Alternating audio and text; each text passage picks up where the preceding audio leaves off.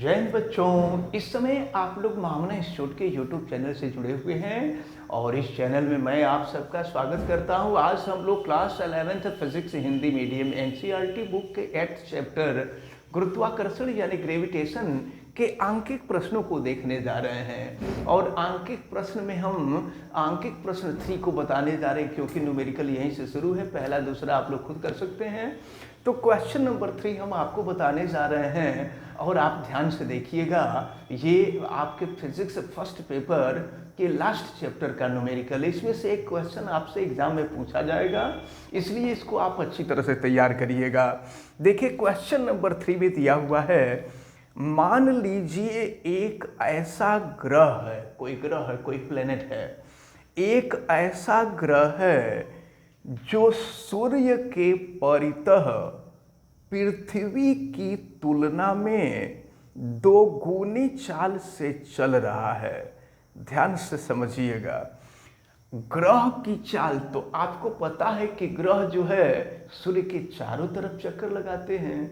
तो जब सूर्य के चारों तरफ चक्कर लगाएंगे तो उनकी जो गति होगी वो कोणीय गति होगी, कोणीय वेग होगा।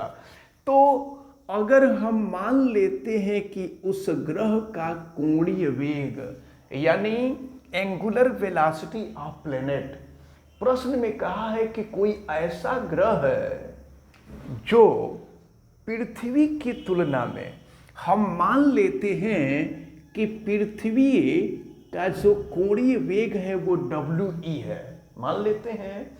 तो प्रश्न में कहा जा रहा है कि उस ग्रह का वेग पृथ्वी के वेग का 2 गुना है, ये आपसे कहा जा रहा है। तो पृथ्वी की कक्षा की तुलना में उसका कक्षीय आमाप क्या होगा? तो कक्षा का आमाप यानी कक्षा तो लगभग वृत्ताकार होती है और वृत्त की त्रिज्या होती है। तो कक्षा का आमाप मतलब वृत्त की त्रिज्या। तो आपसे वृत्त की त्रिज्या यानी ग्रह की त्रिज्या पूछी जा रही है। हम मान लेते हैं कि उस ग्रह की त्रिज्या RP है और पृथ्वी की जो त्रिज्या है वो RE है। तो आपसे यही पूछा जा रहा है कि उस ग्रह का आमाप यानी उस ग्रह की त्रिज्या पृथ्वी की त्रिज्या की कितनी गुनी होगी, यही आपसे पूछा जा रहा है। अब एक बात जरा ध्यान पूर्वक देखें, ये कोई ग्रह है, कोई प्लेनेट है और ये सूर्य के चारों तरफ चक्कर, ये सन है, सूर्य है, सूर्य के चारों तरफ चक्कर लगा रहा है। तो जरा ध्यान पूर्वक देखें, जब ये सूर्य के चारों तरफ चक्कर लगाएगा तो पहली बात तो आप ये समझ लीजिए कि अगर इस ग्रह के द्रव्यमान को हम MP से रिप्रेजेंट कर दें और सूर्य के द्रव्यमान को अगर हम MS से प्रदर्शित कर दें और फिर इनके बीच की जो दूरी है, इनके बीच की दूरी अगर R हो या ऐसे कह लीजिए कि प्लेनेट के लिए है तो इनके बीच की दूरी अगर RP हो, तो जरा सुनिए, दोनों द्रव्यमानों के मध्य गुरुत्वाकर्षण बल लगेगा। तो गुरुत्वाकर्षण बल जो होता है F = G और ये हो जाएगा MS × MP और बटा में हो जाएगा RP का स्क्वायर। लेकिन आपको ये भी पता है ये तो गुरुत्वाकर्षण बल है, सूर्य और उस ग्रह के बीच लगने वाला गुरुत्वाकर्षण बल है। और आपको ये भी मालूम है कि जब कोई ग्रह पृथ्वी के चारों तरफ वृत्तीय कक्षा में चक्कर काटता है तो केंद्र के तरफ अभिकेंद्र बल काम करता है। तो अभिकेंद्र बल जो होता है वो होता है mv² बटा में R। तो जरा ध्यान पूर्वक आप देखें, तो यहाँ पर चूंकि ग्रह है, ग्रह जो है सूर्य के चारों तरफ चक्कर काट रहा है, तो यहाँ पर इसका जो द्रव्यमान है वो MP है, वेग हो जाएगा VP और त्रिज्या तो RP हो गई है। लेकिन ये भी मैं आपको बता दूं, हमने आपको बताया था कि V = R × ओमेगा होता है। रेखीय वेग और कोणीय वेग में संबंध हमने आपको बताया था। तो v के जगह पे हम r ओमेगा कर लेते हैं, तो ये हो जाएगा R P square omega P square, और नीचे हो जाएगा आर पी। तो आर पी से ये स्क्वायर कैंसिल हो जाएगा, तो यहाँ पर ये मिलेगा आपको F is equal to M P R P omega P square. तो ज़रा ध्यान पूर्वक आप देखें, ये जो है ये गुरुत्वाकर्षण बल है और ये अभिकेंद्र बल है। ये दोनों बल ग्रह और सूर्य के बीच ही लग रहे हैं, इसलिए ये दोनों बल आपस में बराबर हो जाएंगे।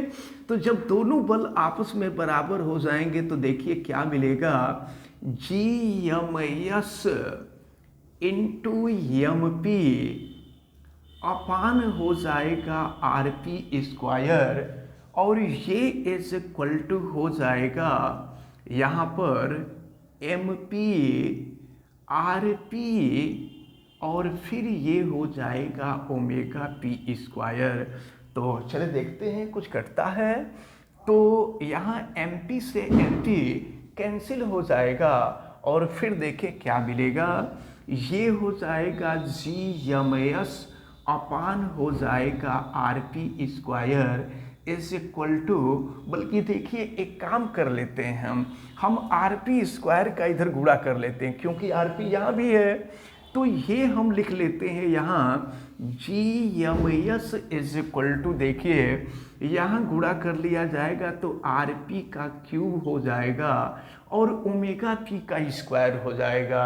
ये जानते हैं किसके लिए निकला है, यह सूर्य और उस ग्रह के लिए निकला है।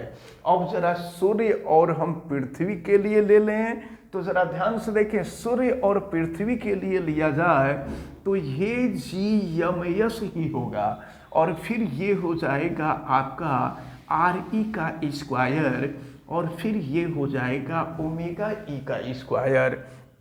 तो अब देखिए, सॉरी, ये आर ई का क्यूब होगा और ये हो जाएगा ओमेगा ई का स्क्वायर। चूंकि दोनों स्थितियों में सूर्य है, पहले जो बल लग रहा था वह ग्रह और सूर्य के बीच लग रहा था, दूसरा जो बल लग रहा है वो पृथ्वी और सूर्य के बीच लग रहा है। तो लेफ्ट साइड दोनों के इक्वल है, तो अगर लेफ्ट साइड इक्वल है तो राइट साइड भी इक्वल हो जाएंगे। तो अब जरा ध्यान पूर्वक देखिए, राइट साइड हम इक्वल करते हैं, ये हो जाएगा R P cube omega P is equal to R E cube omega E square. ये ओमेगा पी स्क्वायर हो जाएगा। आपसे R P upon R E की वैल्यू पूछी जा रही है, ज़रा देखिए, R E upon R P पूछी जा रही है, तो ओमेगा ई को हम इधर लाएंगे, ये ओमेगा पी का स्क्वायर अपान हो जाएगा ओमेगा ई का स्क्वायर इज इक्वल टू, अगर हम देखें तो ये हो जाएगा आपका, आपसे are E upon R P बल्कि पूछा जा रहा है। देखिए, तो आर ई को हम पहले लिखते हैं, ये आर ई क्यूब लिख रहे हैं, आर ई क्यूब, और लेकिन आर पी पहले है तो चलिए आर पी को ही पहले लिखते हैं। ये आर पी क्यूब अपान हो जाएगा R E cube is equal to, देखिए ये हो जाएगा ओमेगा ई स्क्वायर अपान हो जाएगा ओमेगा पी का स्क्वायर। अब आप ध्यानपूर्वक देखें, इसको हम लिख सकते हैं R P upon R E whole का क्यूब, और देखें इसका भी स्क्वायर है, इसका भी स्क्वायर है, तो इसको एक जगह लिख लेते हैं omega E into omega P का स्क्वायर। लेकिन जानते हैं आपसे क्या पूछा जा रहा है, आर पी अपान आर ई का मान पूछा जा रहा है। तो इस क्यूब को हम बराबर के दूसरे तरफ लेके चले जाएंगे, तो जब क्यूब बराबर के दूसरे तरफ चला जाएगा ना, तो ये बटा में 3 हो जाएगा, 2/3 हो जाएगा। और फिर देखिए क्या मिलेगा, R P upon R E is equal to, देखिए ओमेगा ई तो रहेगा ही, और ओमेगा पी का मान आपको दिया है 2 ओमेगा ई, तो यहाँ कर लेते हैं 2 ओमेगा ई का पावर 2/3, तो ओमेगा ई से ओमेगा ई कैंसिल हो जाएगा, तो अब ये हो जाएगा आपका, यहाँ मैं लिखता हूँ R P upon R E is equal to 1/2 का पावर 2/3। तो इसका मतलब क्या हुआ ज़रा देखिए, ये R P upon R E is equal to, तो देखिए 2/3 का मतलब पहले 1/2 का स्क्वायर कर दें और स्क्वायर करने के बाद जो आए उसका घनमूल निकाल लें। तो देखो इसको हम 1 का स्क्वायर करेंगे 1 होगा, 2 का स्क्वायर करेंगे 4 और पूरे का पावर 1/3, पूरे का क्यूब करना पड़ेगा हम 1/3 यानी घनमूल निकालना पड़ेगा। तो अब जरा ध्यान पूर्वक देखें, ये R P upon R E is equal to, अब 1/4, अब 4 का घनमूल निकालिएगा, 4 का घनमूल निकाल करके या 1 के घनमूल में भाग दीजिएगा। तो अब ये वैल्यू जो है ये लगभग 0.63 आती है। अब इसको कर लीजिएगा। तो अब जो है यहाँ से आरपी की वैल्यू निकालेंगे। अच्छा, इसका अनुपात ही आपसे पूछा जा रहा था प्रश्न में कि इसका आमाप क्या होगा। तो ये हो जाएगा 0.63 RE। तो देखिए आपसे प्रश्न में ये पूछा जा रहा था कि वह ग्रह जिसकी चाल पृथ्वी के चाल की 2 गुनी है, तो उसकी त्रिज्या पृथ्वी की त्रिज्या की तुलना में कितनी गुनी होगी। तो उस ग्रह की जो त्रिज्या, आमाप पूछा जा रहा था, आमाप माने माप, माप माने त्रिज्या, तो उस ग्रह का जो माप होगा वो पृथ्वी की त्रिज्या का 0.63 गुना होगा। तो इस प्रकार ये जो क्वेश्चन नंबर 3 था, क्वेश्चन नंबर 3 आपका कंप्लीट होता है। अब हम देखते हैं क्वेश्चन नंबर 4 को। क्वेश्चन नंबर 4 में दिया हुआ है कि बृहस्पति के उपग्रह आयो, बृहस्पति का एक उपग्रह है जिसका नाम आयो है, का कक्षीय परिक्रमण काल, उस उपग्रह के कक्षीय का जो परिक्रमण काल है, ये परिक्रमण काल दिया हुआ है। और देखें परिक्रमण काल को कैपिटल टी से प्रदर्शित करते हैं और ये दिया हुआ है 1.769 दिन। तो सबसे पहले हम लोग इसको सॉल्व करें और सॉल्व करके सेकंड में बदलें। तो दिन को पहले हम लोग घंटा में बदलेंगे। तो आपको मालूम है कि एक दिन में 24 घंटे होते हैं। तो ये 1.769 24 से गुणा कर दिए तो ये अब घंटा में बदल गया।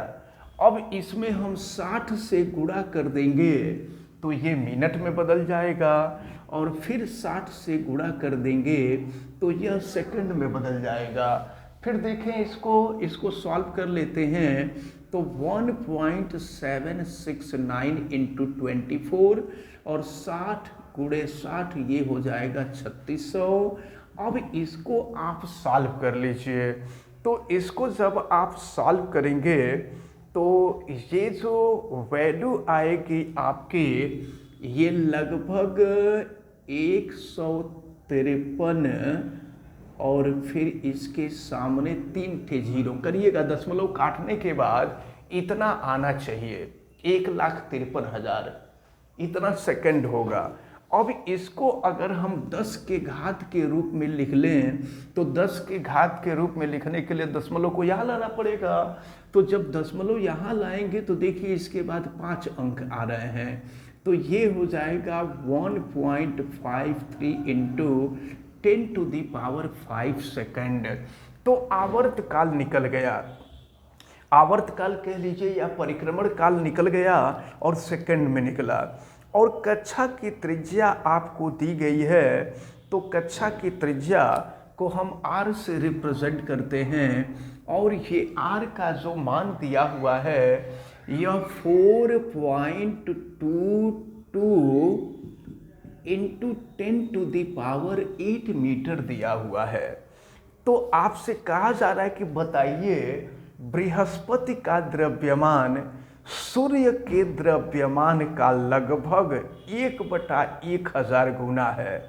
बृहस्पति का द्रव्यमान, तो बृहस्पति को जुपिटर कहते हैं, तो बृहस्पति के द्रव्यमान को हम यमजे मान लेते हैं। बृहस्पति का द्रव्यमान सूर्य के द्रव्यमान का, सूर्य का द्रव्यमान यमयस, और कह रहा है कि बताइए कि यह द्रव्यमान लगभग 1/1000 गुना होगा। ये हम लोगों को सिद्ध करके लाना है कि जुपिटर का द्रव्यमान सूर्य के द्रव्यमान का 1/1000 होगा। ये हम लोगों को सॉल्व करना है। तो चले ज़रा ध्यानपूर्वक देखें।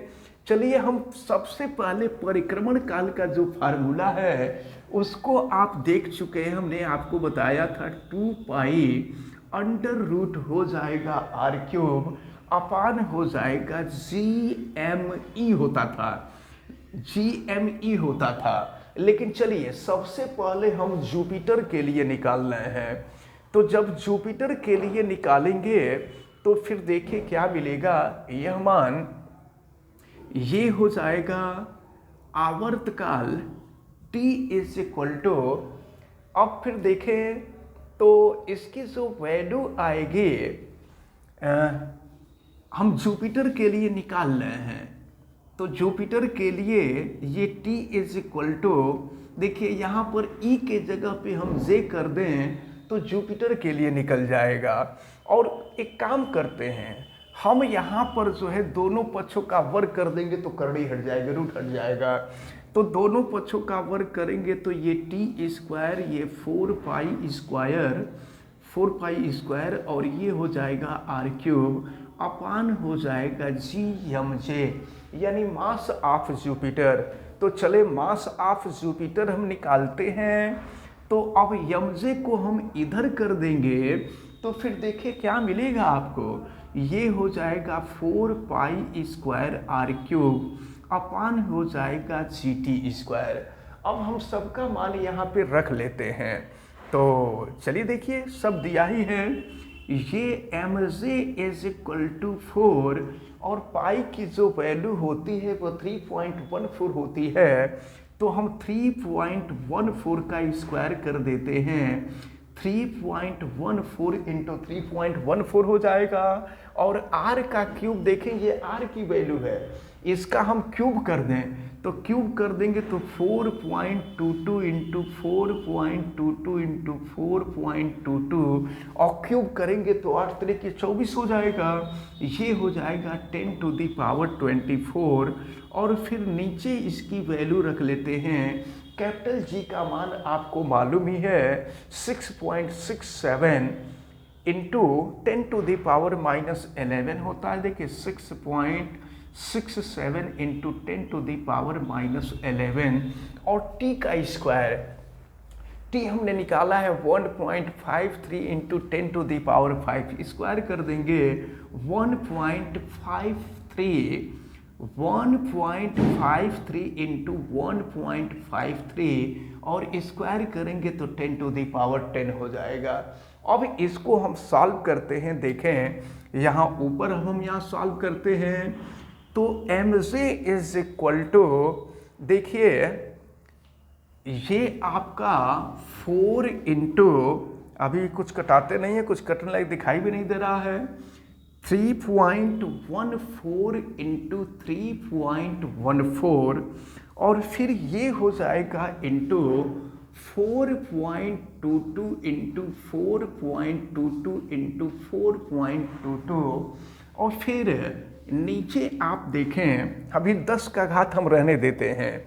ये हो जाएगा आपका 6.67 और इंटू 1.53 और फिर इंटू 1.53 और ज़रा देखिए नीचे क्या मिल रहा है। ऊपर तो 10⁻24 है और नीचे जो आप देख रहे हैं ये देखिए 10⁻10 और नीचे 10⁻11।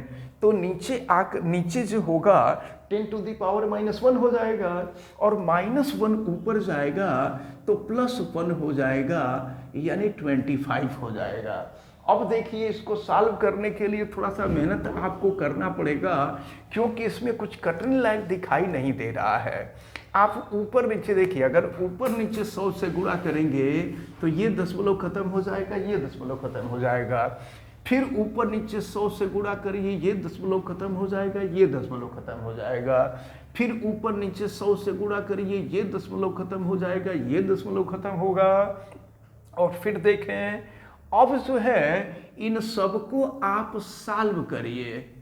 अब सॉल्व करने के लिए क्या करेंगे, ऊपर वाले का गुणा कर ले, नीचे वाले का गुणा कर ले, क्योंकि कुछ कटने लायक यहाँ दिखाई नहीं दे रहा है। तो अब अगर इसको आप सॉल्व करेंगे तो ये जो वैल्यू आएगी लगभग 197 आएगी। जब आप इसको सॉल्व करेंगे तो 197 न करके बल्कि हम 190 कर दे रहे हैं, लगभग में आएगा। इसको सॉल्व करिएगा आप, तो ये वैल्यू लगभग 190 इंटू 10 टू दी पावर, ये जो 25 देख रहे हैं ये तो रहेगा ही। अब हम दशमलव के पहले एक अंक रखना जरूरी है। दशमलव के पहले अगर एक अंक रखे, देखिए दशमलव यहाँ आएगा, तो यहाँ दशमलव रखने के लिए इसमें हम 100 से भाग और 100 से गुणा कर देंगे। तो 100 से भाग करेंगे 1.90, 100 से गुणा कर देंगे तो 10 टू दी पावर 27 हो जाएगा। तो ये हमको जुपिटर का द्रव्यमान निकल गया। ये जुपिटर का द्रव्यमान, ये बृहस्पति का द्रव्यमान निकला है। और एक बात आप याद रखे रहिएगा, सूर्य का द्रव्यमान आपको याद रखना चाहिए, ये 1.99 into 10 to the power 30 kilogram होता है। इसको आप लोग अच्छी तरह से याद रखे रहिएगा। सूर्य का जो द्रव्यमान होता है ये 1.99 into 10 to the power 30 kilogram होता है। आपसे क्या कहा है प्रश्न में कि जुपिटर का द्रव्यमान और सूर्य के द्रव्यमान का जो अनुपात होगा, तो जानते हैं हम क्या करेंगे। अब जुपिटर के द्रव्यमान और सूर्य के द्रव्यमान का भाग दे देंगे।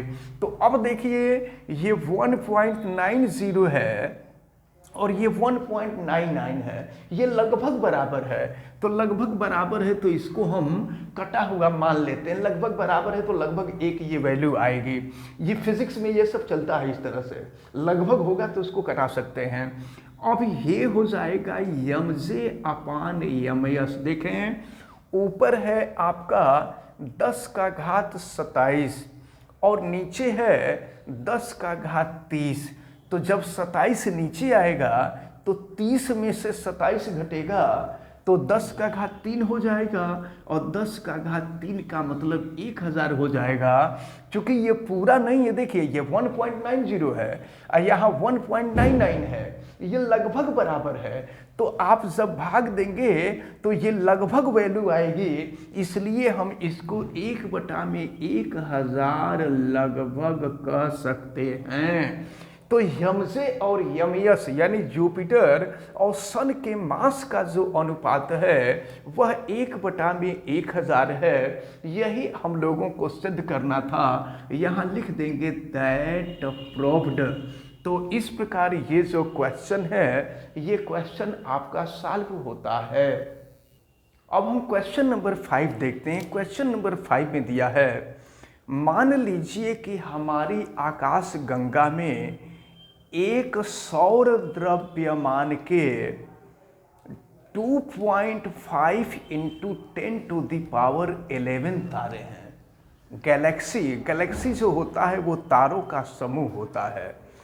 तो अब जरा ध्यान पूर्वक देखें, आप आकाश गंगा का द्रव्यमान यानी गैलेक्सी का द्रव्यमान आपको दिया हुआ है।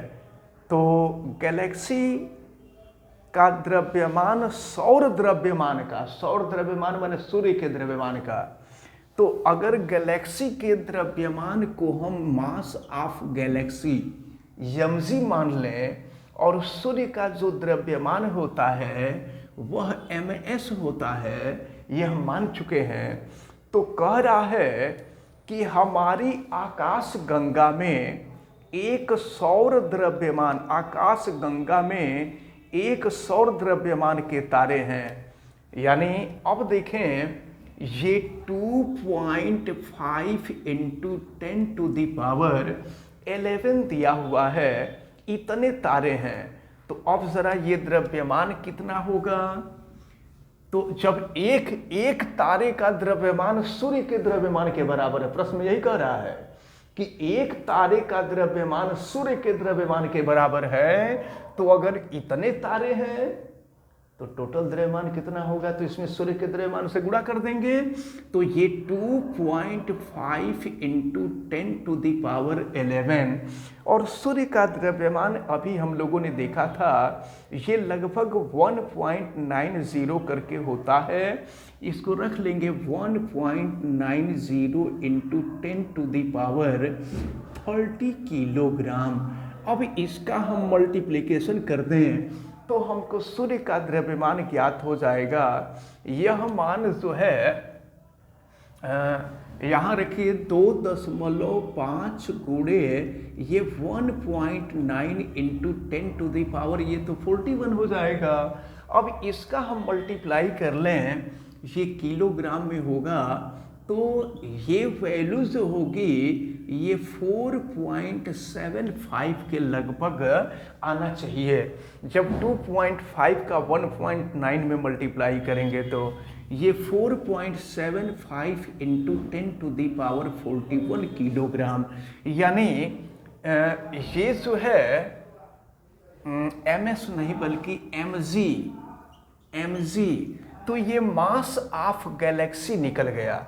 ये आपको दिया था कि मास ऑफ गैलेक्सी जो है सूर्य के द्रव्यमान का इतना है, तो यहाँ पर हम लोग गैलेक्सी का द्रव्यमान निकाल चुके हैं। अब देखिए क्या कहा जा रहा है, आकाश गंगा के केंद्र से 50,000 प्रकाश वर्ष। देखिए आर का मान जो दिया हुआ है यह 50,000 प्रकाश वर्ष। तो प्रकाश वर्ष को हम लोग मीटर में बदलेंगे, और आपको मालूम है कि एक प्रकाश वर्ष बराबर 9.46 इंटू 10⁻15 मीटर होता है। तो इसको प्रकाश वर्ष को हम मीटर में कन्वर्ट कर लें तो ये 50,000 इंटू 9 ये हो जाएगा आपका 46 इंटू 10⁻15। अब इनका हम लोग मल्टीप्लिकेशन कर लें तो देखें, मल्टीप्लिकेशन करने के बाद पहले तो यहाँ से अगर 4 0 हम हटा दें तो ये 19 हो जाएगा, और फिर यहाँ पे अगर गुणा कर दें तो यह मान जो है देखें यह लगभग 47 क्योंकि 9 × 5 = 45 होगा, 47.3 × 10⁻19 हो जाएगा। विज्ञान की भाषा में दशमलव के पहले एक अंक का होना जरूरी होता है, तो इसमें 10 से भाग 10 से गुणा कर देंगे, 10 से भाग देंगे 4.73 और 10 से गुणा कर देंगे तो ये हो जाएगा 10⁻20 मीटर। ये डिस्टेंस निकल गया। तो अब आपसे देखिए क्या पूछा जा रहा है, कहा जा रहा है कि 50,000 प्रकाश वर्ष दूरी पर स्थित कोई तारा अपनी एक परिक्रमा करने में कितना समय लेगा। एक परिक्रमा करने में कितना समय लेगा, समय आपसे पूछा जा रहा है, यानी टाइम पूछा जा रहा है, परिक्रमण काल पूछा जा रहा है कि एक पूरा चक्कर काटने में वह कितना समय लेगा। आकाश गंगा का व्यास 10⁵ प्रकाश वर्ष लीजिए।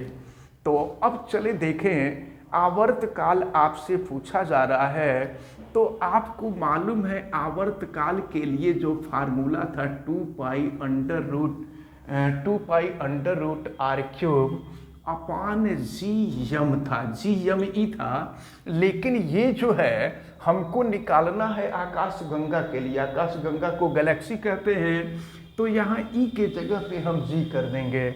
अब यहाँ सबकी वैल्यू हम रखते हैं, देखिए क्या मिलता है, तो 2π की वैल्यू है 3.14 और इसके बाद r का क्यूब करेंगे। देखिए r की वैल्यू निकली है इतना, अब इसका क्यूब हम लोगों को करना है। ये फिजिक्स है, मैथ से भी बड़ा ज़बरदस्त इसका मल्टीप्लिकेशन और वैल्यू होती है। तो इसका क्यूब करेंगे 4.73 इंटू 4.73 इंटू 4.73 और 10 टू दी पावर 20 का क्यूब करेंगे तो 10 टू दी पावर 60 हो जाएगा। और फिर नीचे देखें जी की वैल्यू तो आपको मालूम ही है, सार्वत्रिक गुरुत्वाकर्षण कांस्टेंट, ये 6.67 इंटू 10 टू दी पावर -11। और इसके बाद mg जो है मास ऑफ गैलेक्सी, तो मास ऑफ गैलेक्सी हम लोग निकाल चुके हैं 4.75 इंटू 10 टू दी पावर 41। अब हम लोग इसको सॉल्व करें और इसको सॉल्व करेंगे तो ये हम लोगों को निकल जाएगा, यानी कि वह तारा जो है सूर्य का एक पूरा चक्कर कितने समय में लगाएगा, ये हम लोगों को ज्ञात हो जाएगा। तो चलिए अब हम लोग इसको सॉल्व करते हैं। तो t इक्वल टू पहले हम इसका 2 में गुणा कर देंगे, 2 का 3.14 में गुणा कर देंगे, ये 6.28 हो जाएगा। और फिर यहाँ अंडर रूट, चलिए देखते हैं, करते हैं। तो ये है 4.73 इंटू 4.73 और इंटू 4.73, अभी घात को रहने देते हैं। और फिर ये 6.67 इंटू 4.75 और इंटू ज़रा देखिए ऊपर तो 10 टू दी पावर 60 है और नीचे ज़रा देखें ये है 41 और -11। तो 41 से 11 माइनस करेंगे तो 30 हो जाएगा और 30 ऊपर जाएगा तो -30 हो जाएगा और फिर -30 करेंगे तो ऊपर जा करके +30 हो जाएगा, यानी 60 में से 30 माइनस करेंगे। तो अब इसको सॉल्व करना है। तो इसको सॉल्व करने के लिए देखें t इज इक्वल टू 6.28, ऊपर नीचे 100 से गुणा कर दीजिए, ये 473, नीचे 667 हो जाएगा। फिर 100 से गुणा कीजिए, 473, नीचे 475 हो जाएगा। अब फिर अगर ऊपर नीचे 100 से गुणा कर दें तो नीचे 100 हो जाएगा। अब हमको इसे सॉल्व करना है। तो इसको जब सॉल्व करेंगे तो ये वैल्यू जो आएगी, देखिए इसको तो सॉल्व करना ही है। ये है आपका 473 इंटू 473 इंटू 473 और नीचे ये जो है आपका 667 इंटू 475 इंटू 100 और 10 टू दी पावर 30 का अगर स्क्वायर रूट ले लेंगे तो 10 टू दी पावर 15 हो जाएगा। अब इसको सॉल्व करना पड़ेगा आप लोगों को। तो जब इसको सॉल्व करेंगे तो ये वैल्यू देखें, ये टोटल वैल्यू जो है आपका ये 11.49 इंटू 10 टू दी पावर 15 और ये इतना सेकंड आएगा। इसको सॉल्व करिएगा। तो सॉल्व करने के लिए क्या करेंगे, इन तीनों का गुणा कर लेंगे, फिर इन तीनों का गुणा कर लेंगे और फिर भाग देंगे। भाग देने के बाद जो आएगा उसका वर्गमूल निकाल लेंगे। तो यह इतना सेकंड हो जाएगा। लेकिन यहाँ पर तो आवर्तकाल है। अगर आवर्तकाल को हमें वर्ष में बदलना हो, क्योंकि प्रकाश वर्ष में ये दूरी दी गई थी, तो समय को अगर वर्ष, प्रकाश वर्ष तो दूरी का मात्रक होता है, लेकिन अगर ये समय है, इस समय को वर्ष में बदलना चाहें तो ये 11.49 और इंटू 10 टू दी पावर 15 है ही है। और इसको आपको मालूम है कि एक वर्ष में 365 दिन होते हैं। 365 में 24 से गुणा करेंगे घंटा में बदलेगा, फिर 60 से गुणा करेंगे मिनट में बदलेगा, फिर 60 से गुणा करेंगे सेकंड में बदलेगा। तो ये इकट्ठे ये जो वैल्यू होती है 3.115 इंटू 10 टू दी पावर 7 के इक्वल होती है। अब इसको आप सॉल्व करिए। सॉल्व करने के बाद ये जो वैल्यू आएगी ये 3.65 और 7 ऊपर जाएगा, ऊपर 10 टू दी पावर 15 है, तो 15 में से 7 कैंसिल माइनस होगा तो 10 टू दी पावर 8 हो जाएगा। तो इतना वर्ष हो जाएगा। तो आपसे पूछ रहा है कि वह ग्रह सूर्य का एक चक्कर कितने समय में लगाएगा। तो वह ग्रह सूर्य का एक चक्कर लगाने के लिए 3.65 गुणे 10 का घात 8 वर्ष लगेगा। और देखिए इसको जरा समझिएगा आप, अगर अगर इससे गुणा कर देंगे तो ये राशि बहुत बड़ी हो जाएगी। यानी ऐसे हम आपको बता दें कि ये 365 और इसके सामने 6 जीरो हम रख दें, 6 जीरो, तो इतने वर्ष में वो एक पूरा चक्कर लगाएगा। बृहस्पति नहीं बल्कि आकाश गंगा में स्थित जो तारा है, वह तारा सूर्य का एक पूरा चक्कर लगाने में इतना वर्ष, इकाई दहाई सैकड़ा हजार 10,000 लाख 10 लाख करोड़ 10 करोड़, इतना टाइम लग जाएगा उसको एक पूरा चक्कर लगाने में। जबकि पृथ्वी सूर्य का एक पूरा चक्कर 365 दिन में ही लगाती है। और हम आपको बताए थे कि बृहस्पति जो है जब चक्कर काटता है तो चक्कर काटने के 12 बरस के बाद फिर अपने जगह पे आता है। तो 12 बरस के बाद अपने जगह पे आता है, इसीलिए महाकुंभ जो होता है वो 12 बरस के बाद लगता है। आप देखे होंगे कभी इलाहाबाद में लगता है, कभी नासिक में लगता है, कभी हरिद्वार में लगता है। तो ये महाकुंभ जो है 12 साल के बाद लगता है, क्योंकि ये बृहस्पति की गति पर आधारित है। तो पृथ्वी तो एक पूरा चक्कर लगाने में 365 दिन ही ले लेती है, लेकिन बृहस्पति एक पूरा चक्कर लगाने में लगभग 12 वर्ष का समय ले लेता है। तो इस प्रकार ये जो क्वेश्चन नंबर 5 है, ये क्वेश्चन नंबर 5 कंप्लीट होता है। और हमें उम्मीद है कि आज जो भी न्यूमेरिकल बताए गए हैं, ये सभी न्यूमेरिकल आपको समझ में आए होंगे। आप वीडियो को लाइक ज़रूर कीजिएगा, और अगर आप चैनल पे नए हैं तो चैनल को सब्सक्राइब भी कर लीजिए। आप बेल आइकन को भी प्रेस करें और वीडियो को मैक्सिमम स्टूडेंट तक शेयर करें। और अगर किसी प्रकार की कोई दिक्कत समझ में आती है तो आप हमें कमेंट करके बतावें। आप सभी लोगों का बहुत बहुत धन्यवाद। जय हिंद।